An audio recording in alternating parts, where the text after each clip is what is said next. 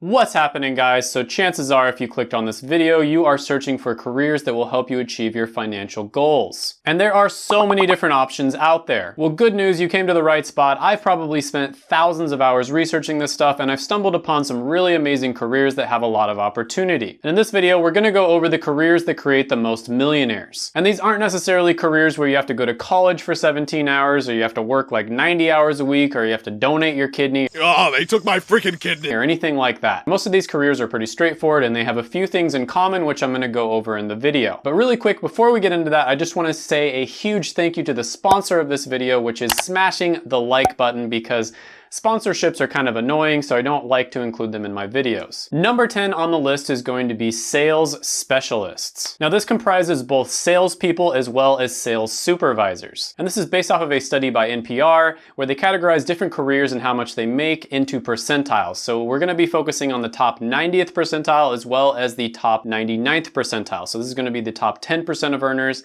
and the top 1%. Now, by the way, the 90th percentile is going to be people that are making over $103,000 a year, and the 99th percentile is going to be people who are making over $207,000. And since there isn't any new hard data on what types of careers create the most millionaires in the modern times, because those types of studies actually take decades in order to do, and then by the time they've been done, a lot of the times those jobs are going to be saturated. And because of that, it's a lot smarter to rely on salaries as a much better measure of those careers that are going to create the most millionaires. Now, it's no surprise that salespeople are on here. This is one of the most valuable skills that you can learn. And I think a big thing here is to be a salesperson that's in the right industry. Because if you're selling things to people in industries that don't have a lot of opportunity, you're probably going to be making peanuts. But if you're a salesperson in the tech industry or the finance industry or some other industry that's booming right now, you can make really good money through commissions. And by the way, as we're going through this video, think about ones that you either have an interest in or maybe you are naturally talented at. This is kind of like a choose your own adventure for careers, where it doesn't necessarily mean that any of them are better than any of the others,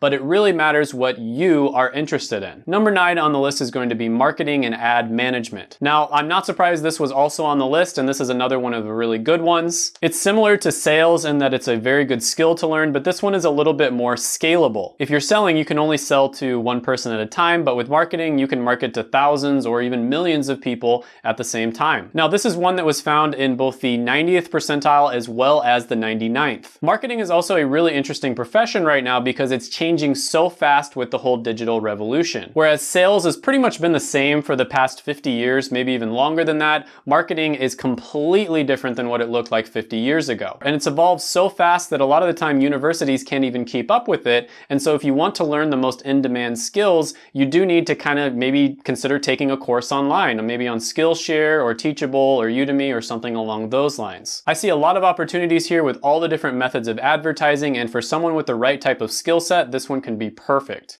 A great success! So this might be good for people who are interested in sales, but they're too introverted to actually go out and talk to people like me and most of my audience. Just kidding, being an introvert is awesome. You should never let that hold you back. In fact, there's a lot of careers out there where being an introvert will actually help you. Now, if you are part of the 7% of my audience that is an extrovert, then the next career might be even better for you than sales. Number 8 on the list is going to be lawyers. Now, this is traditionally a very well-respected degree, and everybody knows that, a lot of lawyers can make pretty good money. Now, I will say that the market has gotten pretty saturated because of the fact that schools just keep on pumping lawyers out like crazy. It's definitely not as good as it used to be. You do have to be very careful. I'll probably make a video about that in the future. This is one of those professions where it's very high risk, high reward, where you could end up jobless or you could end up making millions and millions of dollars a year. Now, lawyers make up a significant portion of the top 10%, and they make up an even bigger slice of the top 1%. Now, a big part of being a lawyer that gets paid really well is to choose the right specialty as well as working in the right industry. Now, obviously, pay isn't everything. You want to make sure that you go into something that you're interested in or you have a natural talent for as well. And if pay is all you care about, just watch this video, make a list of all the ones that I recommend on a piece of paper, turn around 10 times, get yourself a pet monkey, have it throw a dart at the list, and then pick whichever one is on the list, because all of these are going to be pretty good. But it's almost always a good idea to choose something that you're interested in as well as something that has a lot of opportunity, because then you get the best of both worlds. Like everything else in life, there's a fine balance. Number 7 on the list is going to be physicians. And of course, you're probably not surprised to see this one here as well. This is another one of those classic careers that a lot of people respect, and they tend to do really well. They tend to get paid really well. Now, physicians make up a small slice of the top 10% and a big slice of the top 1%. So you might be wondering why I didn't rank them higher on the list. Well, much like lawyers, it's a career that traditionally has been very respected, but because of the fact that it was kind of overhyped for so long, I think it's become a little bit overrated. It's definitely not as bad as lawyers, but it's still not as good as it used to be. Now, additionally, doctors have to put in many years of schooling, residency, and sometimes fellowships before they can make the big bucks like they show on the chart. And a lot of the time, doctors don't hit a net worth of 0, meaning their net worth is well below 0 until their late 30s or sometimes even their early 40s. Once they make it to that point, they're going to live really well because they have a very nice salary, but in my opinion, it's just not worth it to be stressing out like crazy and just working like 80 hours a week and then, getting worked super hard in residency through the best years of your life. Now, one thing to keep in mind is the pay does vary a lot between different types of specialties. Neurosurgeons on average make over $600,000 a year, whereas family medicine doctors make around $240,000. So this is still a really good option for a lot of people out there, but there's just so much that you have to sacrifice going through all that schooling, all that residency, etc., before you can finally start making a lot of money. And many of the jobs on this list are ones that you can get after just getting a 4-year degree. Number 6 on the list is going to be accountants. This is one of the ones that I mentioned that you can get into with a 4-year degree, and you can see that they are well represented within the top 1% as well as the top 10%. Now, accountants do all sorts of things for different businesses, but one of the main things is that they do taxes. So they're able to basically get an inside look at a bunch of different types of businesses and see how much they're making. Many accountants start with a normal job and then they identify opportunities within maybe an industry or a specific type of business that they could open, and then they either specialize in that industry or maybe they even open their own business themselves. Additionally, if they want to, they can work their way all the way up to a CEO if they want to take the corporate route. Definitely not surprised to see this one on the list at all. I also made an entire video about accountants, so you can check that out as well. Number 5 on the list is going to be finance specialists. And this is an interesting one because they are nowhere to be found in the 90th percentile. They're not there at all. However, they occupy a significant amount of the 99th percentile, 2 different types of careers: financial managers as well as financial specialists. Now, I thought this was interesting, so I decided to look even more deeply into it, and I found out that finance careers are very hit or miss. I found a very interesting article that was written by an investment manager who pretty much works primarily with those in the top 1%, and he explained that the most common profession for those who are in the top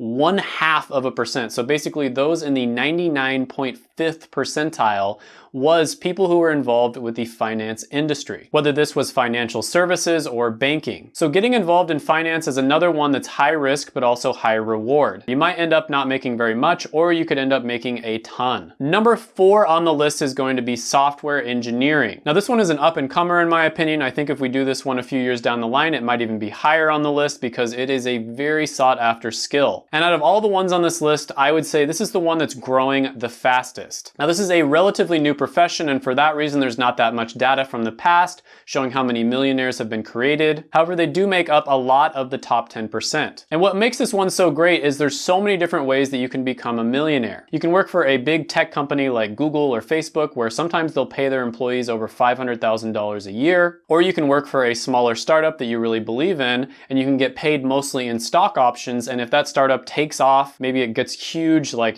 Tesla or something, you can end up becoming a millionaire that way just simply because you own so much stock in the company. Or you can work a normal job for a while, learn the ropes, and then you can go off and start your own company in the tech industry, which has some of the best opportunities for entrepreneurs. I really wouldn't be surprised to see this one higher on the list pretty soon. I think it's one of the best ones out there. Number 3 on the list is going to be engineers. Now, historically speaking, when you look at like the last 100 years or so, engineers have actually created the most millionaires as well as billionaires. However, engineering isn't as good as it used to be. It's kind of like doctor and lawyer, where it's been overhyped for so long that it is kind of getting a little bit saturated and it's not quite as good, and I think it's a little bit overrated. Now, many engineers become millionaires because they're working in cutting edge industries where they're basically learning some of the most sought after skills that you can possibly learn. Then they identify big opportunities within that industry and they start their own companies. And engineering is great because it basically teaches you how to come up with ideas and transport that idea from just a concept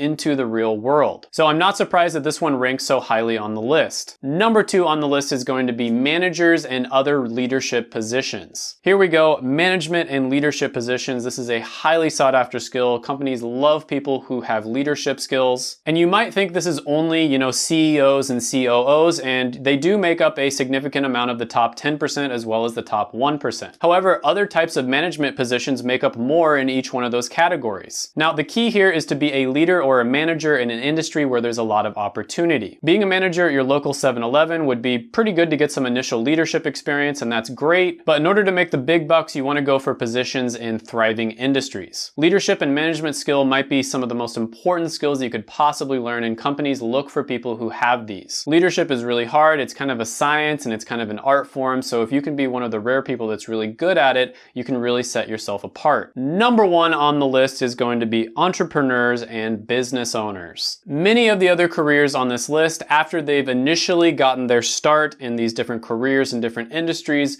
will move on to starting their own business and becoming an entrepreneur. This is where they can end up making a ton of money, and that's reflected in this book called The Millionaire Next Door. Now, according to the authors of this book, and it's a great read if you've never read it, small business owners make up the majority of those who become millionaires. Oftentimes, they own a business that's considered to be unsexy, like they might own a truck driving transport business or a real estate brokerage. Now, unlike all of the gurus on YouTube, what they'll tell you, most of these business owners spent years in that career or that industry before they discovered an opportunity and they started a business in order to capitalize on that opportunity. Because of the fact that they had so much experience in that industry, it gave them such a competitive advantage, and that increased their chances of their business being successful. Many of them started their business while they were still working on the side as well, because a lot of the time it takes years and years in order to get the momentum build up in order for your business to make a full-time income. Then when their business took off, that's when they quit their job and they went full-time working as an entrepreneur. Many also fail several times before they find success. And of course, this is a different picture than all the gurus try to paint when they're trying to sell you the $1,997 course. Now, a few things I want to mention here when you're looking at all of these different careers. The first thing here is it's not about what you make. It has a lot more to do with what you invest. So we've all heard the statistics of, I think 70% of professional athletes end up going broke, 80% of lottery winners end up going broke, and that's because they don't understand how to manage their money. So having basic personal finance skills like budgeting, saving, and investing is essential. Doesn't matter how much money you make, if you don't know how to budget, save, and invest, you're probably going to end up losing all of it. The second thing I want to talk about on this list is you want to go where the opportunity is. So this could be going into a particular career, it could be going into a particular industry, or it could be even moving to a different country or a different city. If there isn't a lot of opportunity wherever you live, then you want to change your surroundings and go to a place where there is. This one is really key, and it's one that a lot of people overlook. Third thing I want to mention is you probably notice that there's a lot of business-related careers in the top 10% as well as the top 1%. And I've noticed this in a ton of different studies I've looked at. There's a lot of business-related careers where they end up making a lot of money and having higher net worths. Now, part of this is because business-related careers tend to pay better, but I think another part of it is because people who are interested in business-related careers tend to be those who are a little bit smarter with money. So these are probably people who know how to budget, save, and invest, and they do it early and often. The fourth thing I want to talk about is a lot of this has to do with time. So I use the example of the doctor where yes, they make a ton of money, but it also takes a lot of time in order to get to that level where they're making that high salary. So time is another one that you really want to think about. How long is it going to take you in order to get to that point where you're making really good money? Number 5 on the list is if you do decide to go the leadership route, maybe you want to work your way up the corporate ladder, becoming a manager is going to happen so much faster if you just work really hard. I've seen this over and over again where people will enter a business and they just work super hard and they're able to work their way up through the business to those higher paying jobs. A lot of the time, these people don't have a lot of other things that set them apart. They didn't go to a really nice school or anything like that. At the end of the day, all the boss cares about is how hard they work. So hard work is pretty much mandatory. You're not going to get to this level if you don't work super hard. Not saying that there's a lot of people out there that work really hard that still don't end up making it to this level. That definitely happens. A lot of it has to do with luck. Thank you for watching this video. I made it just for you. Go ahead, smash the like button, hit the subscribe button, ring the notification bell, and comment down below any thoughts, comments, or criticisms.